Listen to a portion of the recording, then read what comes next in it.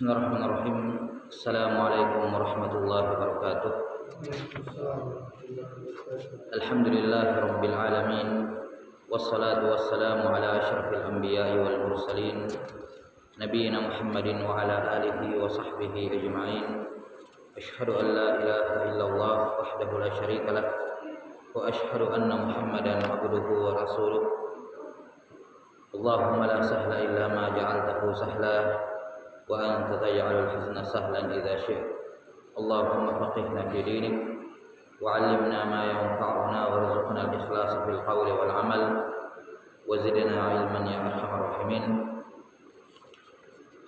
Alhamdulillah, pada pertemuan terakhir kita sudah menyelesaikan pembahasan dari kitab Safinatin Najah Fima yajibu 'alal 'abdi li maulah karya Syekh Salim bin Abdullah bin Sumair Al-Hadrami rahimahullah. Selanjutnya kita masuk di pembahasan kitab yang baru. Kitab yang sudah disebutkan adalah kitab fikih, masih dalam mazhab Imam Syafi'i rahimahullah, yang berjudul Al-Yaqut An-Nafis fi Mazhabi Ibni Idris. Al-Yaqut An-Nafis fi Mazhabi Ibni Idris. Al-Yaqut yakni berlian ya, mutiara, An-Nafis yang berharga, fi mazhabi Ibnu Idris, dalam fikih mazhab Imam Ibnu Idris. Yang dimaksud Ibnu Idris di sini adalah Imam Syafi'i rahimahullahu taala, karena nama beliau adalah Muhammad bin Idris, Muhammad Ibnu Idris Syafi'i rahimahullah. Kitab ini ditulis oleh salah seorang ulama Yaman, ya, ulama belakangan abad 14 Hijriah, di mana beliau rahimahullah lahir pada tahun 1312 Hijriah. Ya. Jadi ulama belakangan abad 14 Hijriah. Nama beliau Syekh Ahmad bin Umar Asy-Syatiri rahimahullahu taala.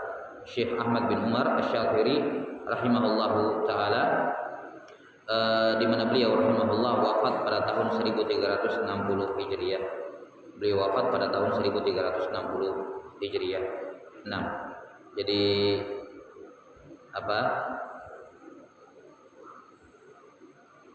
beliau wafat pada usia yang cukup muda ya, pada usia 48 tahun. Lahir 1312, ya, wafat 1360. Jadi 48 tahun ya, 48 tahun. Rahimahullahu taala. Untuk menyingkat waktu, kita langsung masuk ke pendahuluan kitab ini. Kata beliau rahimahullahu taala, bismillahirrahmanirrahim. Alhamdulillahi ala ma syara'a minad din wa hada ila siratil mustabin, wassalatu wassalamu ala rasulil amin sayyidina Muhammadin wa alihi tahirin wa sahbihi ajma'in. Kata beliau rahimahullah, bismillahirrahmanirrahim. Para ulama memulai karya tulis mereka dengan bismillahirrahmanirrahim, ya, untuk mencontoh Al-Quran dan juga untuk mencontoh Rasulullah SAW dalam surat menyurat beliau.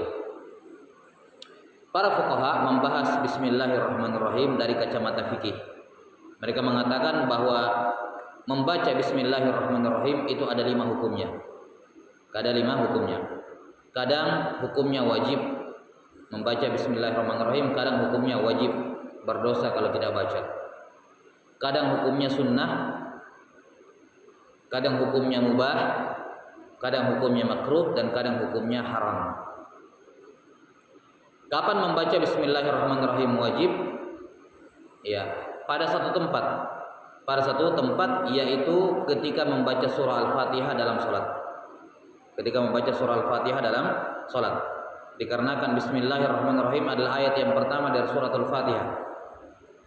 Ya, tatkala surah Al-Fatihah adalah rukun salat, wajib dibaca dalam salat, maka membaca bismillahirrahmanirrahim ini juga kewajiban. Ya, maka ini tempat yang pertama membaca basmalah wajib. Kemudian yang kedua, kadang hukumnya sunnah. Sunnah. Kapan membaca bismillahirrahmanirrahim hukumnya sunnah? Yakni ketika akan mengerjakan pekerjaan-pekerjaan yang penting. Kecuali ketika mengerjakan amalan-amalan yang penting. Ya. Misalnya, ya ini walaupun dalam urusan keduniaan, misalnya mau bangun usaha, usaha itu penting bagi kehidupannya, maka dia mulai dengan basmalah. Atau ketika dia ingin menulis sesuatu yang urusannya perkara dunia, tapi ini yang mau ditulis penting, maka disunnahkan membaca Bismillahirrahmanirrahim di awalnya. Jadi segala hal yang sifatnya dzibal, perkara yang penting dalam kehidupan manusia, ya, dari perkara-perkara dunia disunnahkan membaca basmalah di awalnya. Demikian pula disunnahkan membaca basmalah di awal pada amalan-amalan ibadah, ya, pada amalan-amalan ibadah yang ada keterangannya secara spesifik, ya, maupun tidak ada keterangannya secara spesifik. Misalnya yang ada keterangan secara spesifik di awal taharah, di awal wudu membaca Bismillahirrahmanirrahim, di awal mandi junub, di awal tayamum. Nah, ada kopiannya. Coba ini. Satu aja. Wah, semuanya tamrin.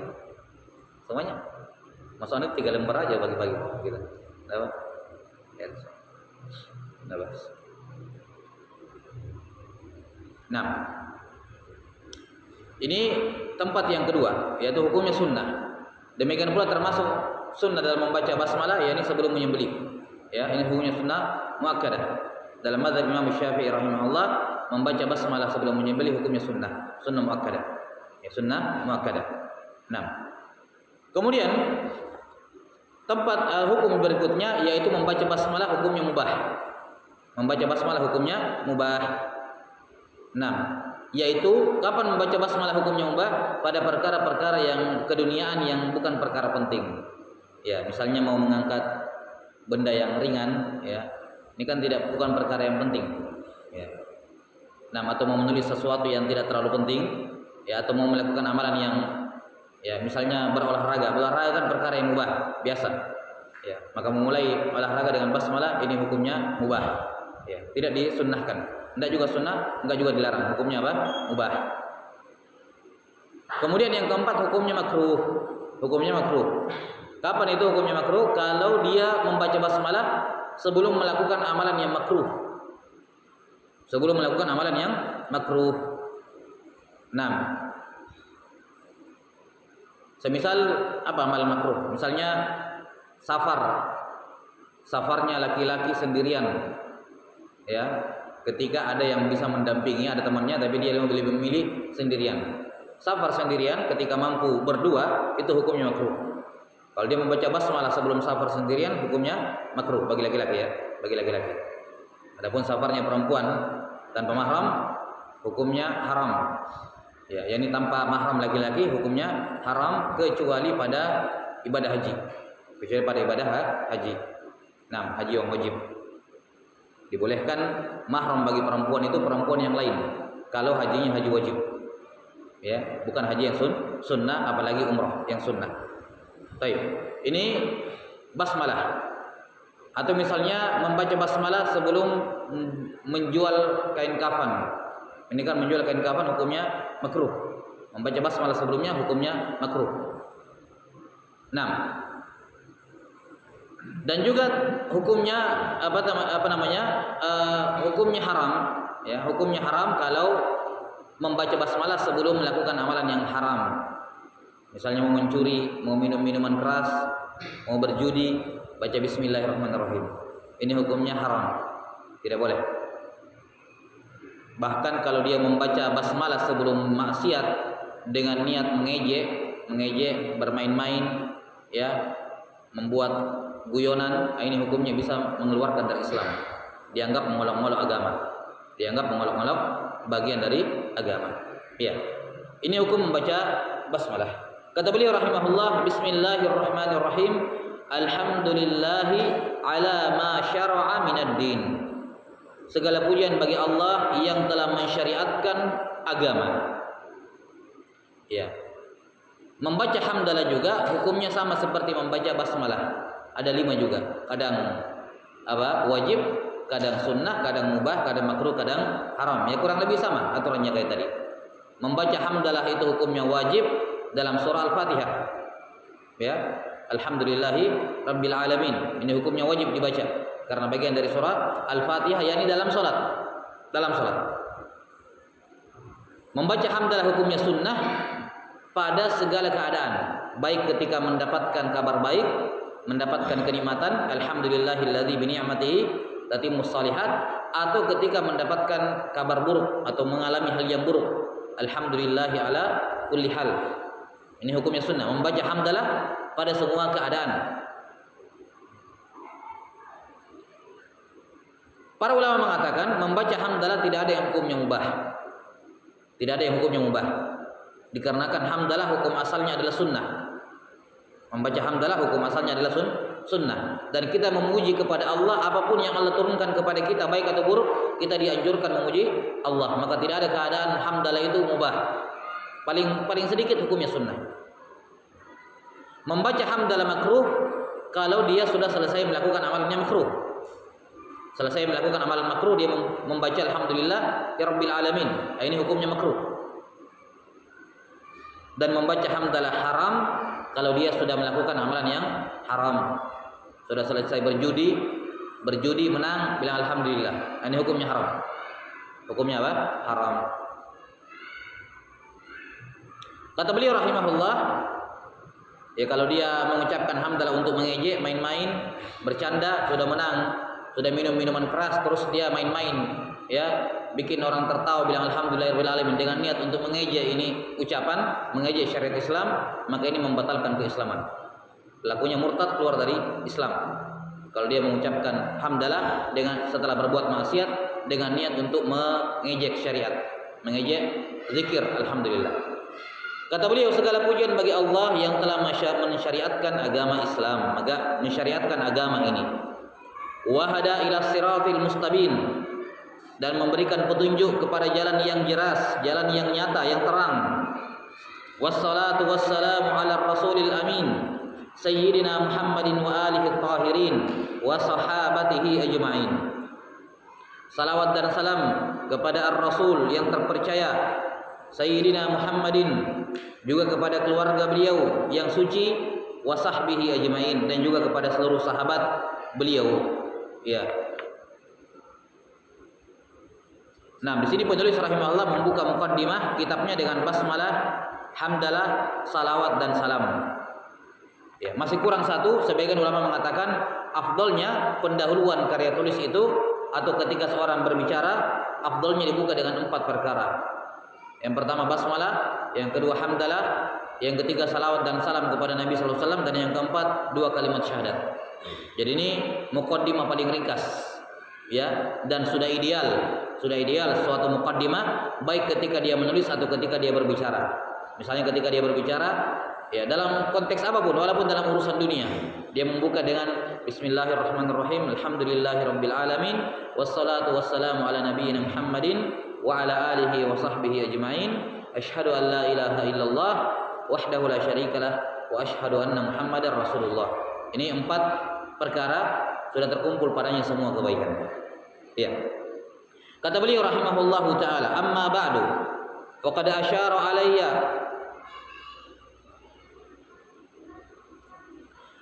man la manduhata li fi mukhalafatihi wa la mazhala illa ila muwafaqatihi an aktuba risalatan fi madhhabil Imam Syafi'i. Kata beliau, ada sebagian orang, ya, sebagian saudaraku, sebagian kawanku yang saya tidak punya pilihan lain untuk menolak permintaannya. Yani apa namanya? Yang dimaksud di sini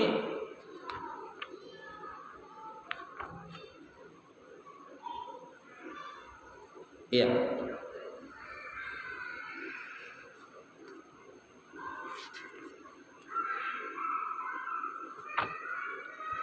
Yang dimaksud di sini adalah guru beliau. Yang dimaksud di sini adalah guru beliau, Syekh Abdullah bin Umar Asy-Syatiri rahimahullah. Kata beliau, guru saya, ya, dia adalah orang yang la manduha tali fi mukhalafati. Saya tidak punya pilihan untuk menyelisihi beliau. Ini menunjukkan tingginya penghormatan beliau kepada gurunya. Ketika gurunya meminta kepada beliau untuk membuat apa?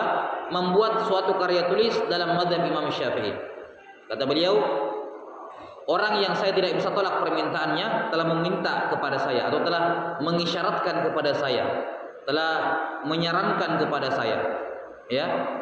Nah, untuk menulis suatu karya tulis dalam fikih mazhab Imam Syafi'i rahimahullah. Jami'atan lit ta'arif, hawiyatan lil arkani wasyurut, musawwiratan lil anwa. Ini menunjukkan pentingnya buku ini. Kata beliau rahimahullah, beliau mengisyaratkan kepada saya untuk menyusun karya tulis dalam fikih mazhab Imam Syafi'i, di mana di dalamnya jami'atun lit ta'arif, ya, dilengkapi dengan definisi-definisi. Ini yang penting dari buku ini, yang menjadikan buku ini unggul dibandingkan buku-buku fikih dasar yang lain. Fikih-fikih dalam dasar yang fikih-fikih dasar yang lain. Hatta dibandingkan matan Abi Syuja, ya, yang sudah masyhur, kitab ini lebih sistematis, lebih teratur dan lebih lengkap dikarenakan semua pembahasan disebutkan definisinya di awal. Ya. Dalam ini apa definisinya, bab ini apa definisinya, semua disebutkan definisinya. Hawiyatan lil arkani wasyurut, mencakup semua rukun-rukun dan syarat-syarat. Ini juga terkadang dalam buku-buku fikih hanya disebutkan misalnya rukun haji cuma 3, padahal sebenarnya 5 atau 6. Atau rukun haji ada 4, sebenarnya 6. Jadi buku-buku fikih itu ya rata-rata kadang tidak menyebutkan semua rukun, ya, atau mungkin karena khilaf di sebagian rukunnya sehingga disebutkan minim saja, sedikit. Demikian pula ketika menyebutkan syarat syahnya ibadah ini hanya disebutkan misalnya sekian, padahal lebih daripada itu. Ya. Nah, di buku ini beliau sudah kumpulkan semuanya.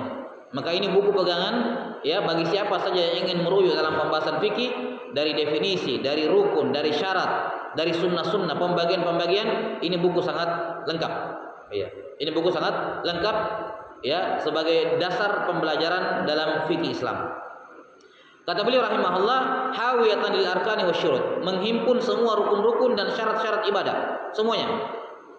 Ya, musawwiratan lil anwa, yang bisa menggambarkan kepada penuntut ilmu jenis-jenis, pembagian-pembagian, taksim-taksim.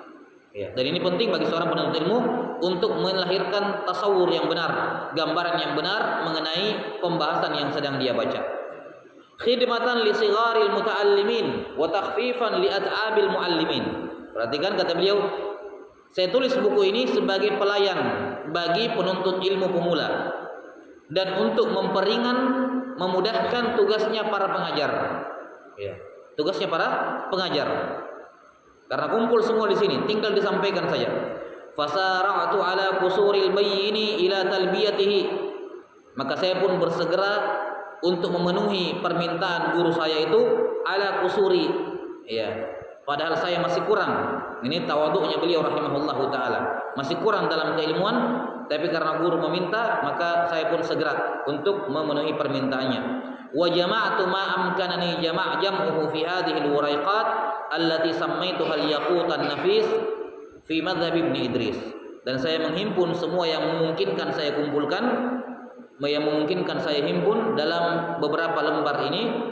Ya, dalam kitab yang ringkas ini yang saya berikan judul Al-Yaqut An-Nafis fi Madhhab Ibn Idris.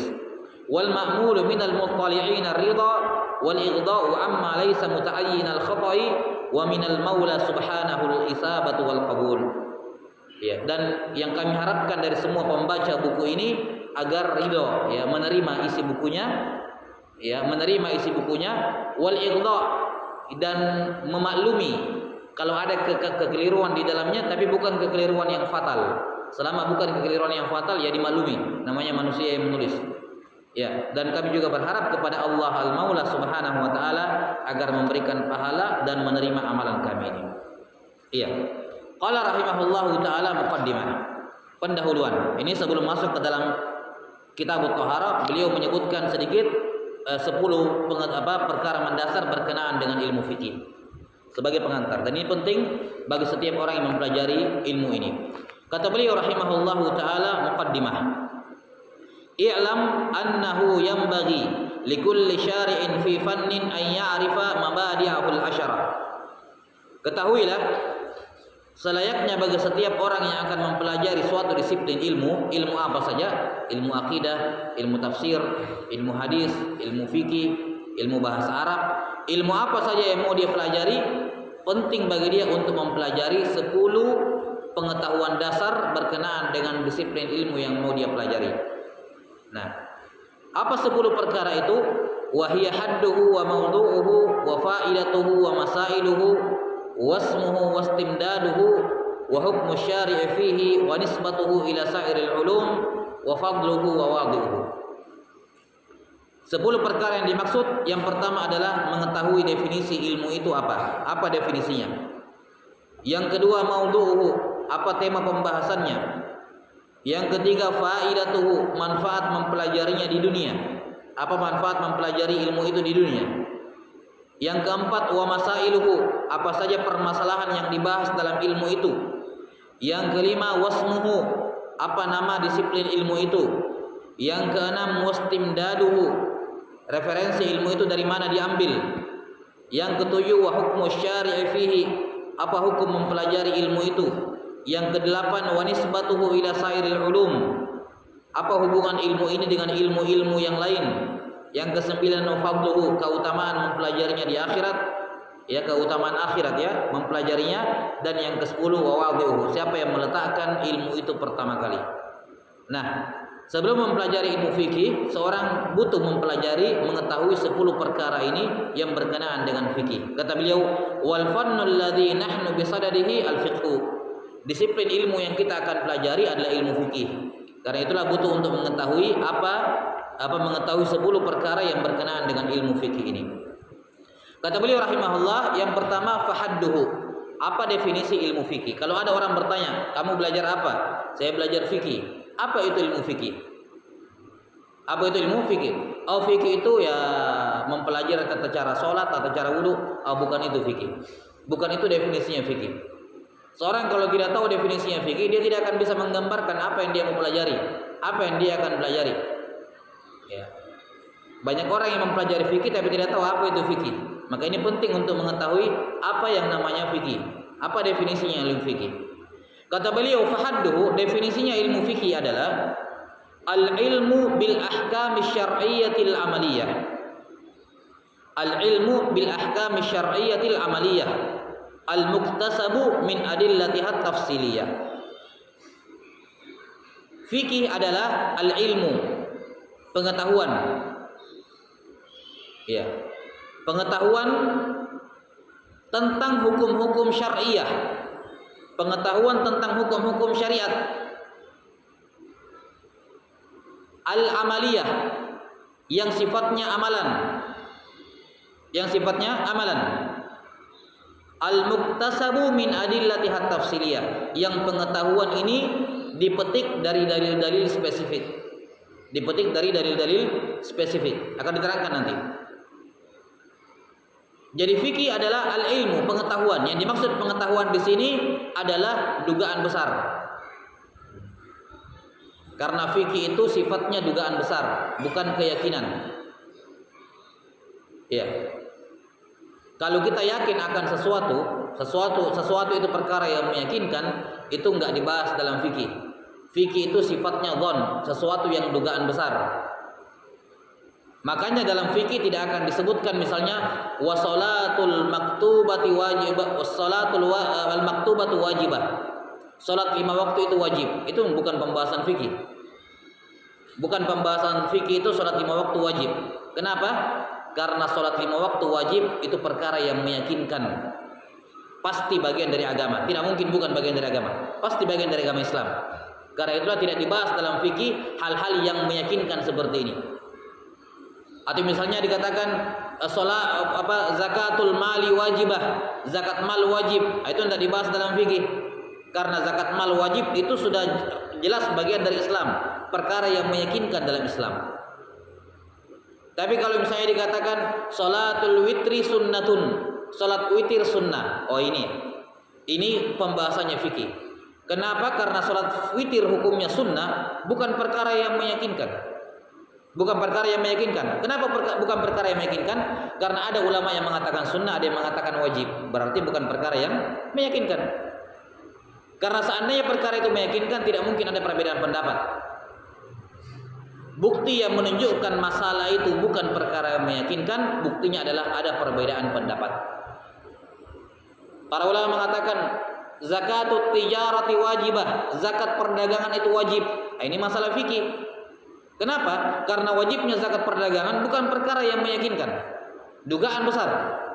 Kenapa? Ada ulama yang mengatakan tidak wajib zakat perdagangan. Tidak ada zakat perdagangan dalam Islam. Ada yang menafikannya. Jelas? Maka fikih pembahasannya adalah dhanniyat, ranah dugaan besar, bukan ranah keyakinan. Perkara-perkara yang sudah pasti bagian dari Islam itu tidak dibahas dalam fikih. Tidak dibahas dalam fikih. Jelas sampai sini? Maka fikih adalah pengetahuan. Yang dimaksud dengan pengetahuan adalah dugaan besar. Apa yang diketahui? Bil ahkam syariah, pengetahuan tentang hukum-hukum syar'i. Yang dimaksud dengan hukum syar'i di sini wajib, apalagi mandub, sunnah. Yang ketiga mubah, 4 makruh, kelima haram, keenam syah, sihah, yang ketujuh fasid atau batil atau tidak syah. Ada yang lain dipelajari dalam usul fikih. Jadi pembahasannya ilmu fikih adalah ini hukumnya wajib atau ini hukumnya sunnah, ini hukumnya makruh, ini hukumnya mubah, ini hukumnya haram, amalan ini syah, amalan ini tidak syah. Dan sampai sini, ini pembahasan ilmu fikih. Ini amalan kalau mau syah kerjakan ini. Ini amalan kalau dilakukan ini maka batal ibadahnya kalau dikerjakan ini. Jadi pembahasannya fikih berkenaan dengan hukum syar'i. Yakni ini amalan hukumnya wajib, ini hukumnya sunnah kah, atau ini wajib kah, atau ini mubah kah, atau ini haram kah, ini syah kah, ini tidak syah, ini batal, ini tidak batal. Ini kalau dikerjakan batal ibadahnya atau tidak, ini kalau dikerjakan syah atau tidak ibadahnya, itu ranahnya fikih, hukum syar'i. Jelas sampai sini? Hukum syar'i, dan hukum syar'i itu berpulangnya pada 7 tadi. Wajib, sunnah, mubah, makruh, haram, sahih. Sahih artinya syah tidak syah, dan batil atau tidak syah. Ya. Ini kalau saya jual belinya kayak gini, syah atau tidak syah, itu fikih. Karena pertanyaan syah tidak syah itu pertanyaan fikih. Itu tentang hukum syar'i. Nah, kalau saya mau jual beli seperti ini, ya, kalau saya kerjakan ini, syah atau tidak syah. Kalau saya menikah, tapi cuma ini syaratnya yang terpenuhi, syarat yang ini tidak terpenuhi, syah tidak syah nikahnya. Ya. Jadi pertanyaan, ini amalan apa hukumnya? Wajibkah saya kerjakan atau cuma sunnah? Itu fikih ranahnya. Jadi semua amalan atau semua pembahasan, ya, semua pembahasan yang melibatkan 7 hukum ini, wajib, sunnah, mubah, makruh, haram, syah, tidak syah, ini ranahnya fikih. Di luar daripada ini secara umum bukan pembahasan fikih. Ya. Kemudian disebutkan di sini al-amaliyah. Jadi yang dibahas dalam fikih adalah perbuatan amaliyah, perbuatan anggota tubuh yang sifatnya zahir, amal. Ya. Yang dimaksud dengan amaliyah di sini baik amalan baik amalan zahir, amalan mulut, amalan ucapan lisan, atau amalan anggota tubuh. Semisal juga dengannya amalan hati yaitu niat, juga dibahas dalam fikih. Karena itulah bukan pembahasan fikih masalah akidah. Semua perkara yang berkenaan dengan i'tiqad, keyakinan, itu bukan ranah fikih. Tentang rukun iman yang 6 itu bukan pembahasan fikih, rukun iman. Tentang kejadian hari akhirat, tentang pokoknya semua tentang keimanan yang masuk dalam pembahasan rukun iman itu bukan fikih. Karena itu bukan ranah amaliyah, itu ranah i'tiqadiyah, ranah keyakinan. Fikih itu ranahnya hanya amaliyah, amalan. Demikian pula bukan ranahnya fikih masalah fadhailul amal, masalah pahala dan dosa, bukan. Karena pahala dan dosa tidak ada hubungannya dengan perbuatan hamba. Allah yang menentukan, yang melakukan ini pahalanya ini, yang melanggar ini dosanya ini. Allah yang menentukan. Makanya tidak akan kita dapatkan dalam buku-buku fikih misalnya salatul jamaah, ya, keutamaannya 27 derajat. Tidak ada, karena itu bukan pembahasan fikih. Masalah pahala dan dosa itu bukan ranahnya fikih. Fikih tidak membahas masalah pahala. Yang dibahas dalam fikih cuman syah tidak syah, wajib dan seterusnya. Makanya dalam fikih ibadah bisa saja syah tapi tidak ada pahalanya. Kalau fikih mengatakan siapa yang mengerjakan ini syah, ya sekedar syah. Masalah ada pahalanya tidak ada pahalanya itu tidak dibahas dalam fikih. Bisa jadi syah tapi tidak ada pahalanya. Kita sampai sini? Bisa jadi tidak syah tapi ada pahalanya. Karena masalah pahala dan dosa tidak ada hubungannya dengan fikih. Ya. Jelas sampai sini? Orang berzina, apa hukumnya dalam fikih? Apakah dibahas? Enggak dibahas. Karena zina haram itu jelas dalam Islam, enggak dibahas. Bukan perkara yang zina haram itu perkara yang meyakinkan dalam Islam. Dalam semua agama bahkan, semua agama mengharamkan perzinahan secara umum. Ya. Maka zina haram tidak dibahas dalam fikih, tapi yang dibahas apa konsekuensinya. Karena itu berkenaan dengan apa? Hukum. Ya.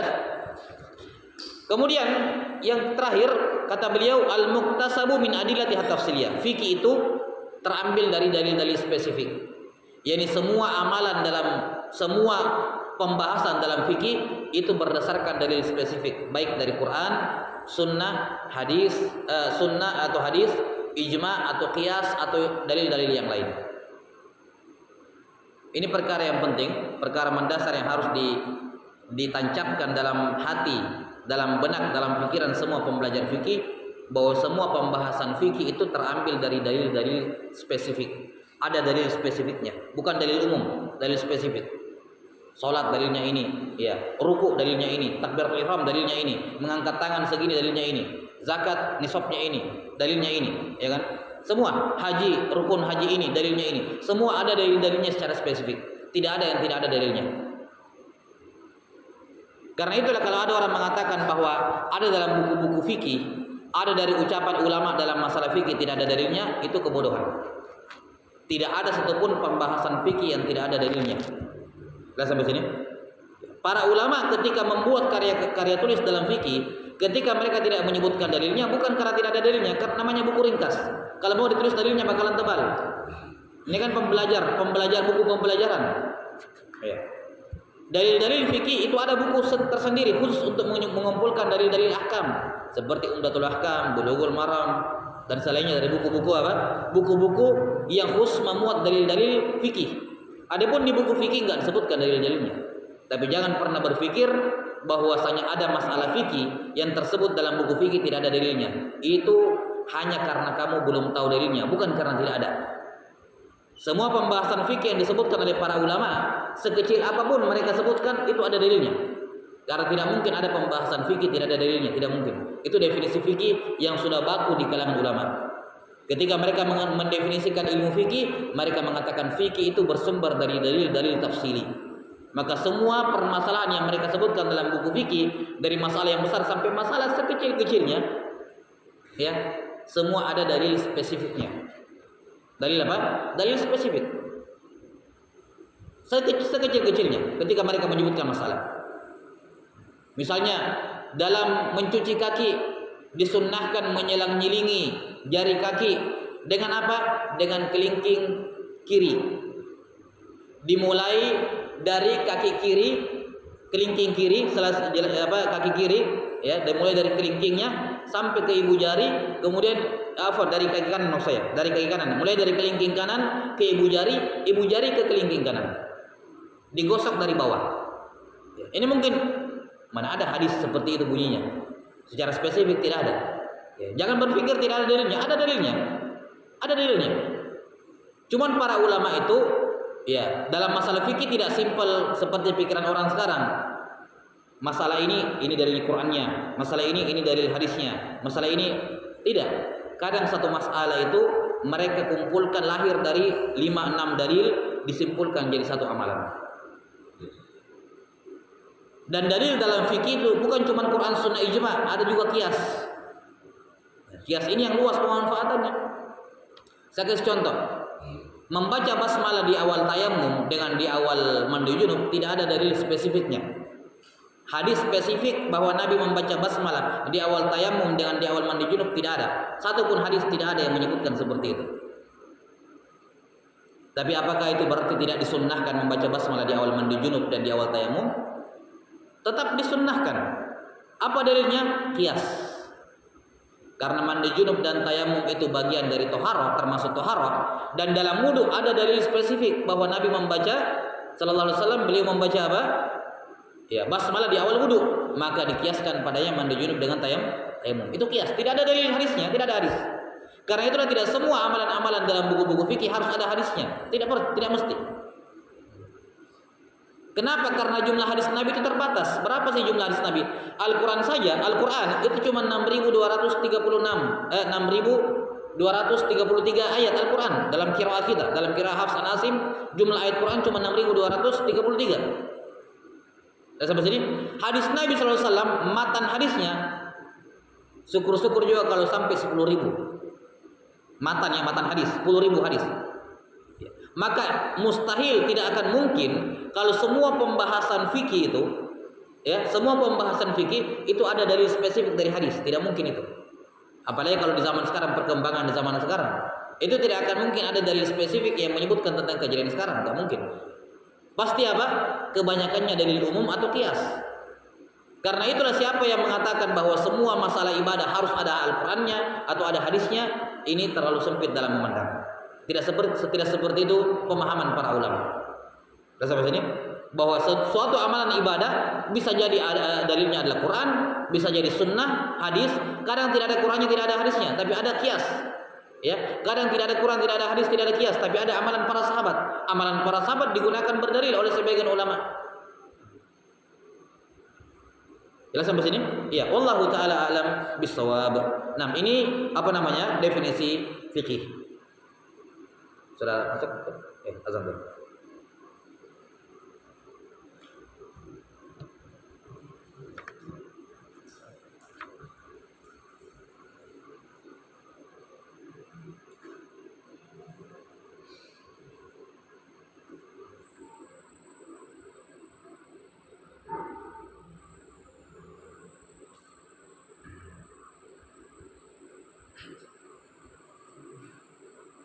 Allahu Akbar, Allahu Akbar.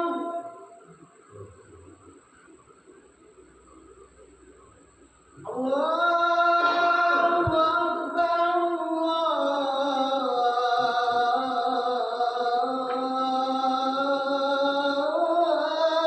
Akbar.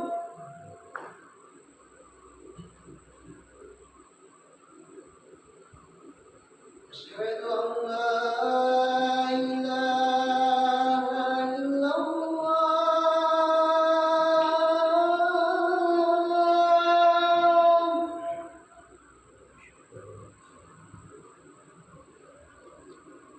Asyhadu an la ilaha illallah.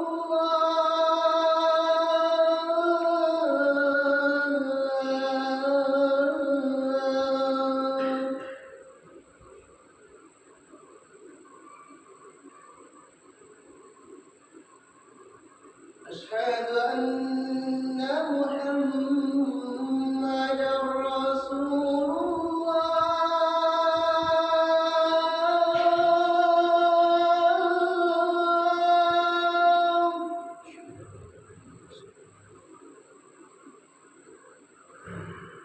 Asyhadu anna Muhammadar Rasulullah.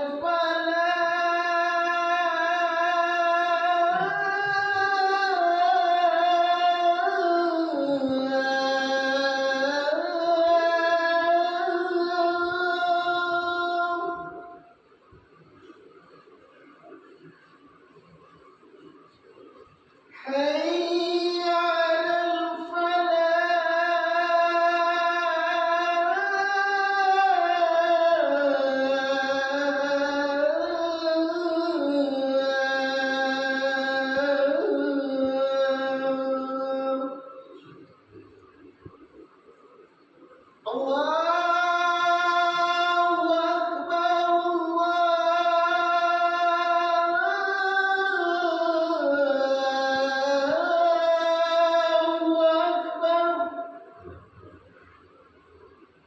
La ilaha illallah.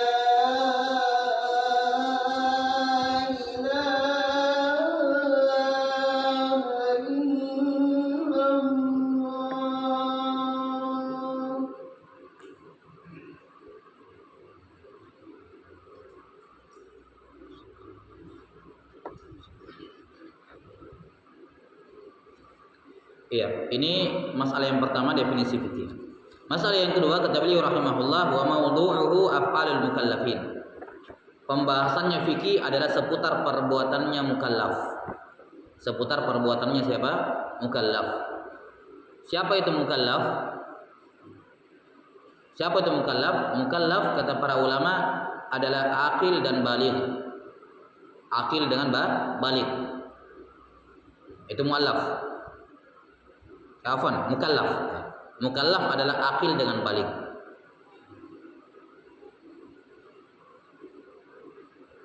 Karena itulah orang kafir itu masuk dalam kategori mukallaf.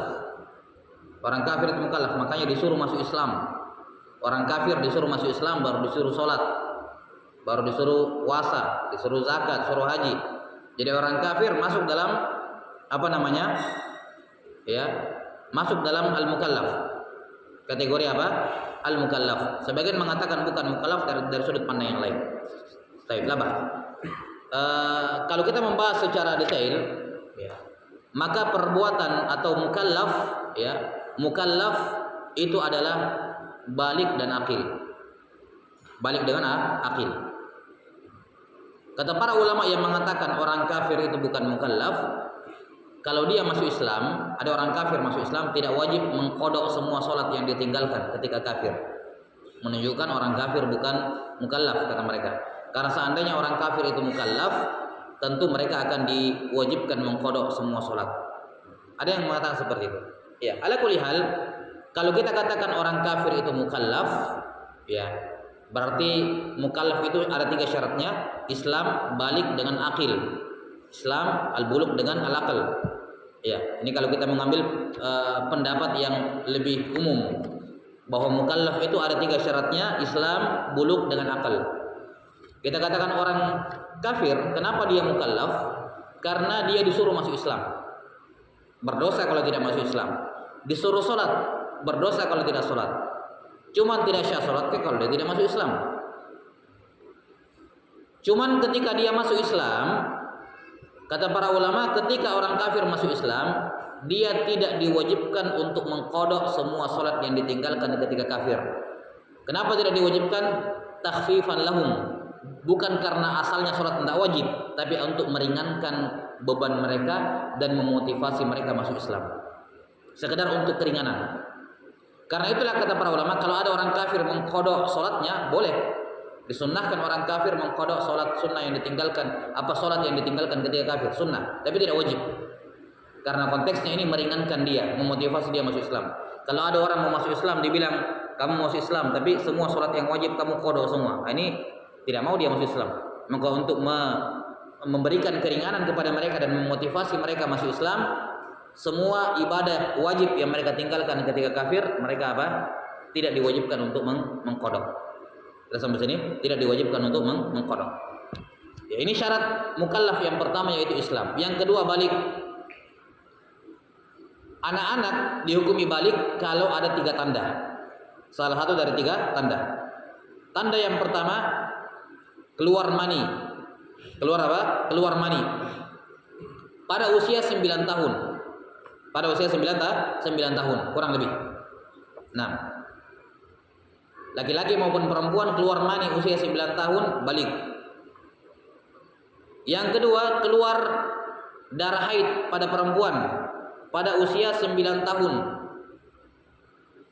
Kapan keluar darah perempuan, anak perempuan keluar darah umur 8 tahun, itu bukan haid, dia belum baligh. Haid paling cepat umur 9 tahun. 9 tahun, takribi, kurang lebih, dibahas oleh para ulama. Kurang lebihnya itu bagaimana, dibahas di tempat lain. Tapi yang jelas haid itu nanti dihukumi haid kalau keluar darah anak perempuan keluar darah pada usia 9 tahun. Dan yang ketiga, kalau tidak keluar dua tanda ini, maka laki-laki perempuan otomatis balik pada usia 15 tahun. yakni 15 tahun tentunya dengan perhitungan tahun Qamariyah. Tahun apa? Qamariyah, 15 tahun. Dengan perhitungan kalender Qamariyah. Baru dihukumi balik.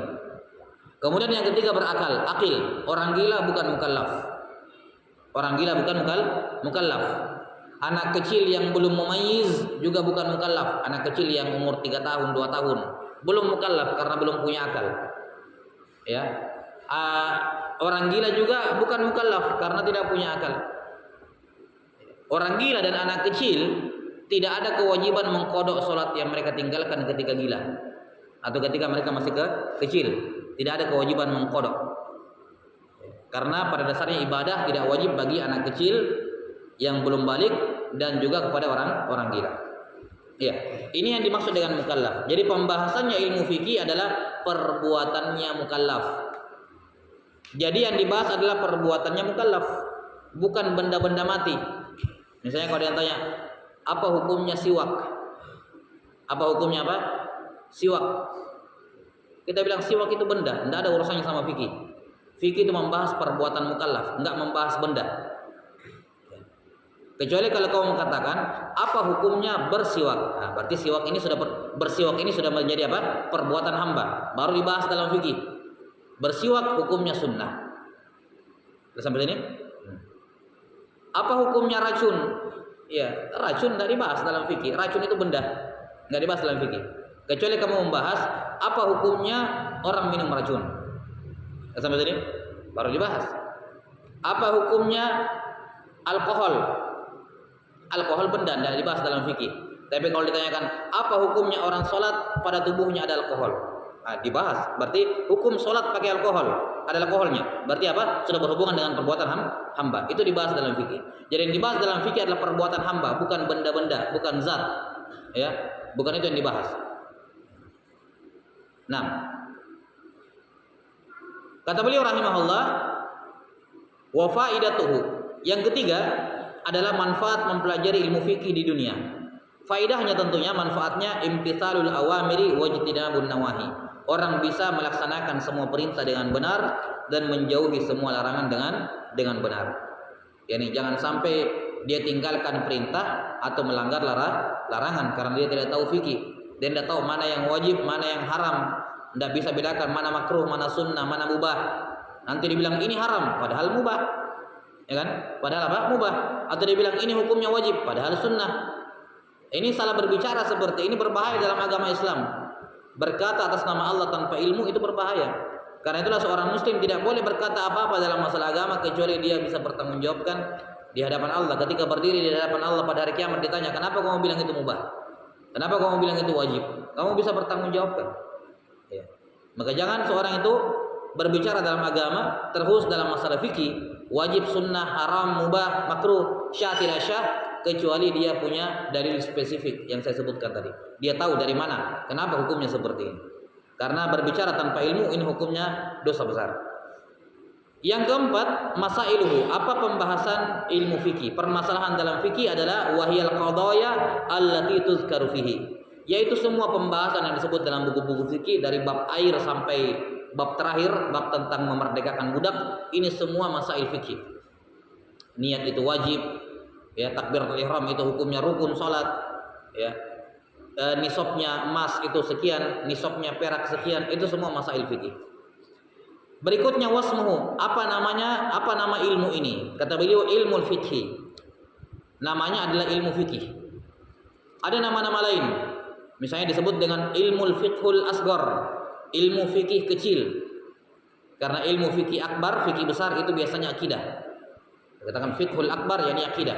Kalau fikih ilmu asghar, fiqhul asghar. Atau dikatakan ilmu furu'uddin, ilmu furu' agama. Nah, itu ilmu fikih namanya. Kemudian yang terakhir wastimdaduhu. Dari mana diambil apa dalil-dalil yang digunakan dalam ilmu fikih? Karena disebutkan tadi bahwa fikih itu referensinya adalah dalil-dalil tafsili. Nah, dalil-dalil tafsili itu apa saja? Kata beliau, minal kitabi was sunnati wal ijma'i wal qiyas. Pembahasan dalam ilmu fikih terambil dari Al-Qur'an, ya, ayat-ayat Quran. Jelas sampai sini ayat-ayat Quran dengan semua macam jenisnya. Selama qiraahnya qiraah yang mutawatir, walaupun beda qiraah dengan kita. Al-Qur'an turun dengan 7 logat, 7 logat Arab, 7 dialek Arab. Lah sampai sini, 7-7-nya itu dalil. Itu semua Al-Qur'anul Karim dan bisa dipakai berdalil dalam apa? Bisa dipakai berdalil dalam fikih walaupun bukan qiraah kita. Ya, misalnya dalam bacaan kita dalam Al-Qur'an dalam ayat wudu tentang ayat wudu wa arjulakum ilal ka'bain. Ya ayyuhalladzina amanu idza qumtum ilas salati faghsilu wujuhakum wa aydiyakum ilal marafiq wamsahu bi ru'usikum wa arjulakum di fathah wa arjulakum ilal ka'bain. Di qiraah yang lain bukan di bacaan kita wa arjulikum di kasrah. Nah, ini beda pemahamannya. Dua-duanya bisa dijadikan dalil. Atau dalam ayat dalam Al-Qur'an dalam riwayat Al-Qur'an yang kita baca ya ayyuhalladzina amanu ija'akum fasiqun binaba'in fatabayyanu. Dalam mushaf kita, dalam bacaan kita fatabayyanu. Dalam qiraah yang lain dengan kata fatasabbatu, beda katanya. Sudah sampai sini? Nah, Al-Qur'an dengan semua varian bacaannya selama itu mutawatir boleh dipakai berdalil. Ya. Boleh dipakai apa? Berdalil. Selama itu bukan qiraah yang yang diingkari oleh para ulama. Kemudian yang kedua sunnah, hadis. Dalil yang boleh dipakai berdalil dalam fikih adalah hadis-hadis yang sahih dan juga hadis-hadis yang hasan. Serta dalam banyak keadaan para ulama mendahulukan beramal dengan hadis dhaif dibandingkan qiyas. Sebagaimana yang dikatakan oleh Imam Ahmad. Imam Ahmad rahimahullah mengatakan al-amalu bi al-hadisul dhaif ahabbu ilayya minal qiyas atau minar ra'yi. Beramal dengan hadis dhaif lebih saya sukai dibandingkan beramal dengan qiyas, dengan ra'yu semata-mata. Jadi kalau misalnya dicari hadis Al-Qur'annya tidak ada, hadis sahih juga tidak ada hadis tapi dhaif dengan syarat dhaifnya tidak terlalu parah, dhaifnya ringan. Iya. Dhaifnya apa? Ringan. Hadisnya dhaif, ringan. Saya pakai ini atau saya kias, pakai pendapat. Kias kan pendapat. Hasil buah pemikiran pribadi. Kalau hadis masih ada sandarannya kepada Nabi, cuman kurang kuat. Kata Imam Ahmad, saya berdalil dengan hadis dhaif lebih saya sukai dibandingkan qiyas. Sudah sampai sini? Maka imma hadis sahih, hadis hasan atau hadis dhaif yang ringan pada beberapa keadaan, tidak juga secara mutlak, pada beberapa keadaan. Itu pembahasannya dibahas dalam pembahasan usul fikih. Dalil yang ketiga ijma'. Ijma' adalah kesepakatan ulama mujtahid Islam. Imma kesepakatan 100% atau kesepakatan sebagian besar. Iya. Ijma. Dan yang terakhir adalah al-qiyas. Yang terakhir adalah qiyas. Ditempatkan qiyas ini dalil yang paling belakang karena dia dalil dibandingkan 3 yang lain, dia dalil yang paling lemah. Qiyas tidak boleh kita lakukan selama ada Quran, ada sunnah, ada ijma', maka qiyas tidak boleh.